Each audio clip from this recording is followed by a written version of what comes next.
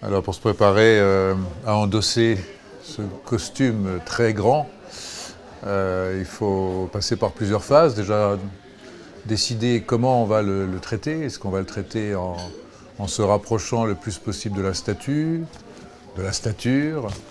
Là on a eu envie, avec François Weil, de se rapprocher assez près du personnage parce que voilà, je ne pense pas qu'on puisse faire autrement. Tout le monde le connaît, c'est une figure de la mémoire collective.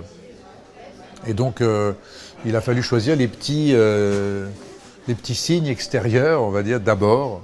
Évidemment, se rapprocher de la silhouette. Donc évidemment, c'est un gros travail de maquillage qu'il a fallu faire tous les jours. Et puis après, s'approcher effectivement de l'esprit de De Gaulle, en tous les cas de la forme, dans le phrasé, dans la pensée, dans l'autorité, dans plein de détails qui font effectivement que les gens oublient que c'est une copie.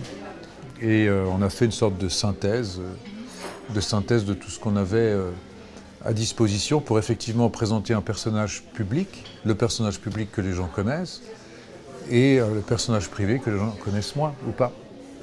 Le souvenir du tournage, j'en ai tellement que j'ai l'impression d'avoir un livre d'histoire en mouvement, vous savez, où les images, au lieu d'être fixes dans le livre, c'est des films. Et, on a tourné sur cette grande place de Nancy la panthéonisation de Jean Moulin, où Francis Huster a, avec brio, reproduit le discours de Malraux. C'était assez impressionnant d'entendre à nouveau ce discours avec cette emphase et cette diction particulière qu'avait Malraux.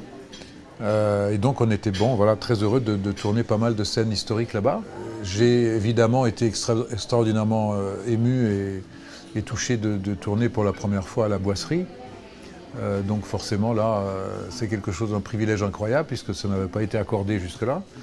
Donc se retrouver sur le bureau du général, sur le fauteuil du général, au bureau du général avec la vue qu'il avait, entouré de ses livres, ses bibelots, les cadeaux que les chefs d'État du monde entier lui ont fait, avec cette vue imprenable, ou de déambuler dans ce parc où si souvent il s'y promenait pour réfléchir et méditer sur les hautes questions d'État qui étaient les siennes, c'est assez impressionnant. Dès qu'on peut toucher à notre histoire, et à cette histoire en particulier, qui est une histoire glorieuse, une histoire à laquelle on peut vraiment être fier,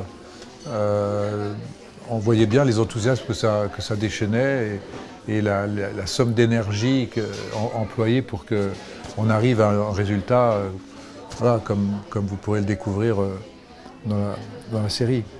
J'espère que vous prendrez du plaisir, que vous serez séduit, ému par cette approche du général de Gaulle qui est un peu atypique, dans le sens où on le prend aussi du point de vue romanesque, on le prend aussi du point de vue émotionnel. Donc j'espère que ce projet vous séduira. Voilà.